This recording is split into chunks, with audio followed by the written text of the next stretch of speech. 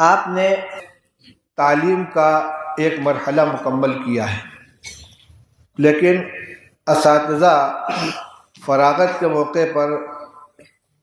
طلبہ کو یہ تلقین کیا کرتے ہیں کہ رسمی طور پر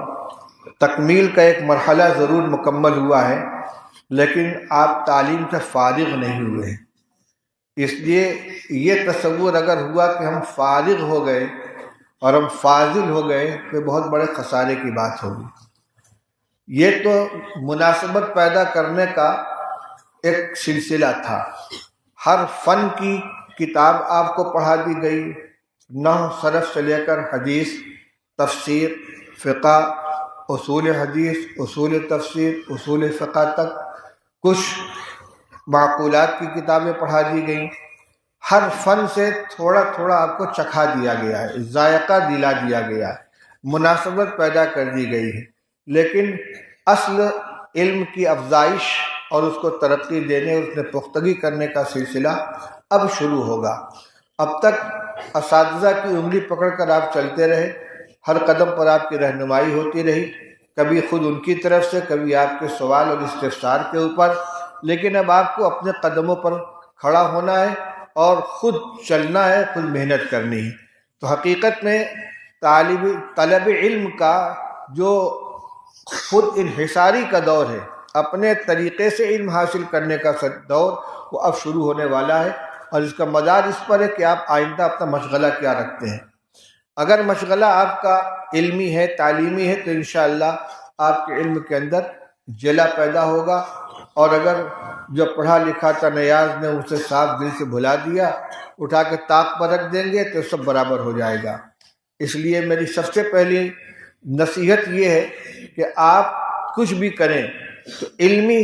سلسلہ بہرحال کچھ نہ کچھ جاری رہنا چاہیے، جس میں سب سے بہتر طریقہ تو درس و تدریس ہے۔ لیکن درس و تدریس کے سلسلے میں ایک بات یہ یاد رکھیے کہ طالب علم کی یہ خواہش ہوتی ہے کہ مجھ کو بڑی کتابیں پڑھانے کے لیے مل جائیں، یہ غلط ہے۔ آپ نے جس طرح تعلیم حاصل کرنے میں فارسی کی پہلی اور آمد نامہ سے تعلیم شروع کی ہے اور بخاری شریف تک پہنچے ہیں، اسی طرح پڑھانے میں بھی آپ بالکل ابتدا سے پڑھانا شروع کریں۔ میرے استاد حضرت مفتی محمود صاحب نور اللہ مرقدہ نے مجھ کو یہی نصیحت کی تھی کہ میں نے کہا حضرت پڑھانے کے لیے کیا راستہ اختیار کیا؟ فرمایا بالکل ابتدا سے پڑھانا، اور الحمدللہ فارسی کی پہلی سے لے کر دور حدیث کے پہلے سال تک کی جتنی کتابیں تھیں، کسی بھی فن کی ہوں، نحو، صرف، بلاغت، معانی، فلسفہ، منطق، فقہ، تفسیر، اصول حدیث، اصول تفسیر، سب کے سب پڑھانے کا موقع ملا۔ البتہ دور حدیث کی کتابوں میں کسی کو شاید اس کا موقع نہ ملے کہ 10 کی 10 کتابیں پڑھانے کا اس کو موقع ملے۔ مجھ کو مسلم شریف، مجھ کو ترمذی شریف، شمائل ترمذی اور بخاری شریف 3 کتابیں پڑھانے کا موقع ملا، مشکوٰۃ شریف پڑھا لی۔ اس کا میں نے نفع محسوس کیا کہ ابتدا سے جب آپ پڑھانا شروع کریں گے تو آپ اگر فارسی پڑھی ہے بہت اچھا ہے، اب تو فارسی کے بھی جنازہ نکل رہا ہے مدرسوں سے،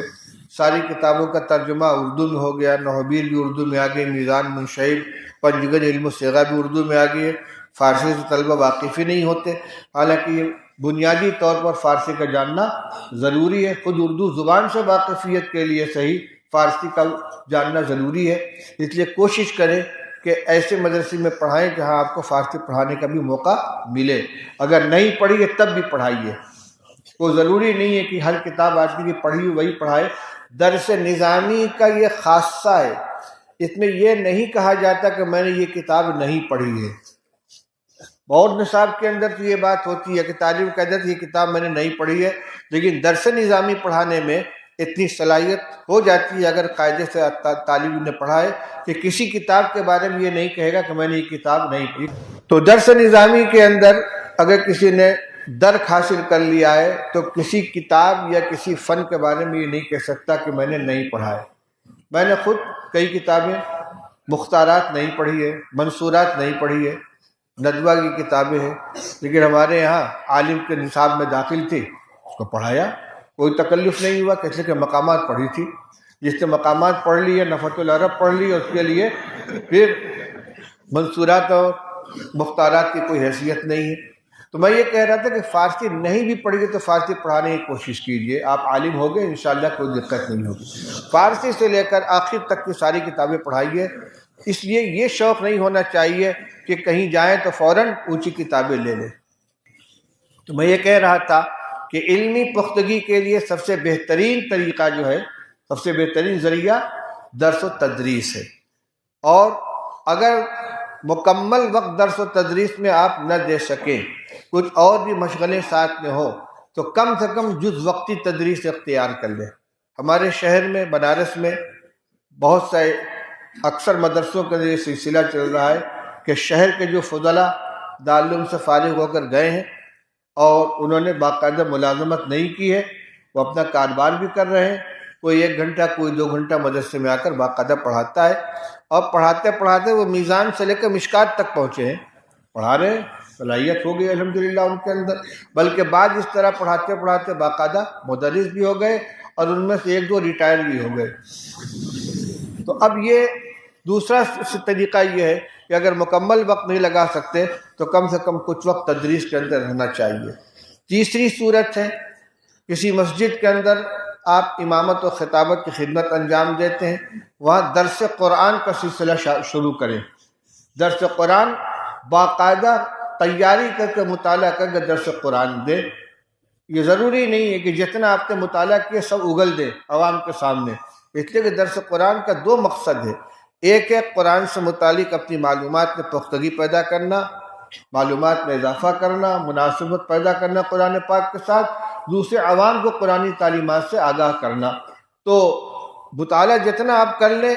اپنے مطالعے کے لیے، لیکن عوام کے سامنے اتنا بیان کریں جتنا ان کے لیے مناسب ہو۔ اس سلسلے میں ہمارے اکابر کی تصنیفات، مولانا مفتی شفیع صاحب کی معارف القرآن ہے، مولانا ادریس صاحب کی وہ معارف القرآن ادریسی ہے، مولانا عاشق الہی صاحب کی انوار القرآن ہے، اور اب تو کئی حضرات کے آسان تراجم بھی آ چکے ہیں موجودہ علماء میں سے، تو ان کے لیے عوام کے لیے تو اتنا کافی ہے جتنا ان تفسیروں میں ہے، لیکن اپنے مطالعہ کے لیے آپ کو اور کتابوں کی طرف بھی دیکھنا چاہیے۔ اسی طرح درس حدیث کا بھی ایک سلسلہ ہو سکتا ہے،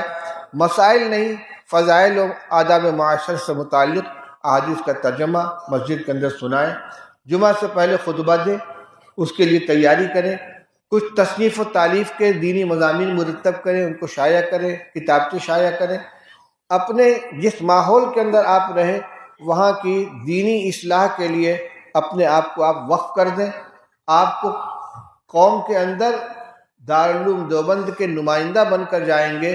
اور اپنے اکابر کے علوم کی امانت لے کر جائیں گے، اور عالم ہونے کی حیثیت سے چاہے کہیں کہ آپ فارغ ہوں، آپ کی ذمہ داری بنتی ہے، جو علماء ورثۃ الانبیاء کہہ کر جو ذمہ داری سپرد کی گئی ہے، تو اپنی صلاحیت میں اضافہ کرنے کے لیے یہ ذرائع اختیار کریں، لیکن ملت کی حالات کے اوپر نگاہ رکھیں، جہاں جو کمزوری نظر آئے اس کی اصلاح کرنے کی کوشش کریں۔ مدرسین کے لیے 2 باتیں میں اپنے حضرت مفتی صاحب رحمۃ اللہ علیہ کے نقل کرتا ہوں، ان سے ہم نے کہا تھا حضرت کچھ مختصر سی نصیحت کر دیجئے، فرمائے بس 2 کام ہے، حب جاہ اور حب مال سے بچنے کی کوشش کرنا۔ حب جاہ اور حب مال، منصب کی لڑائی،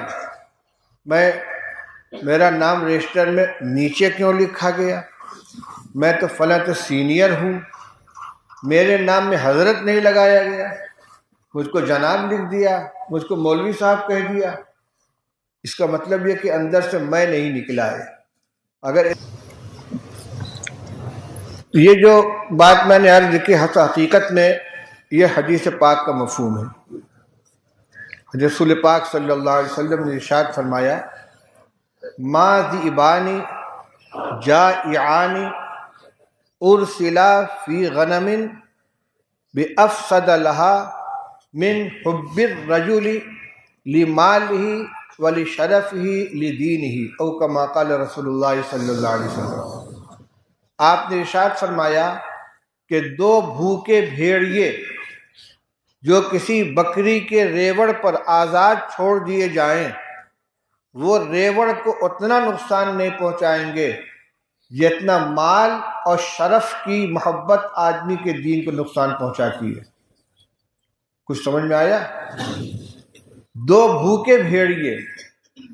بکریوں کے ریوڑ پر آزاد چھوڑ دیے جائیں جن کا کوئی نگراں نہیں ہے، کتنی تباہی مچائیں گے؟ ایک کو بھی زندہ چھوڑیں گے؟ نہیں۔ فرمایا جتنا نقصان ان دو بھیڑیوں کا بکری کے ریوڑ میں ہو سکتا ہے، اس سے زیادہ عہدے اور مال کی محبت آدمی کے دین کو نقصان پہنچاتی ہے۔ اس لیے آپ کسی ادارے میں جائیں تو کبھی عہدے کی طلب نہ کریں اور کبھی تنخواہ کے لیے لڑائی نہ کریں کہ میری تنخواہ میں اضافہ کیا جائے، مجھ کو اتنا دیا جائے۔ آپ تو جو کچھ کریں اللہ کے لیے کریں،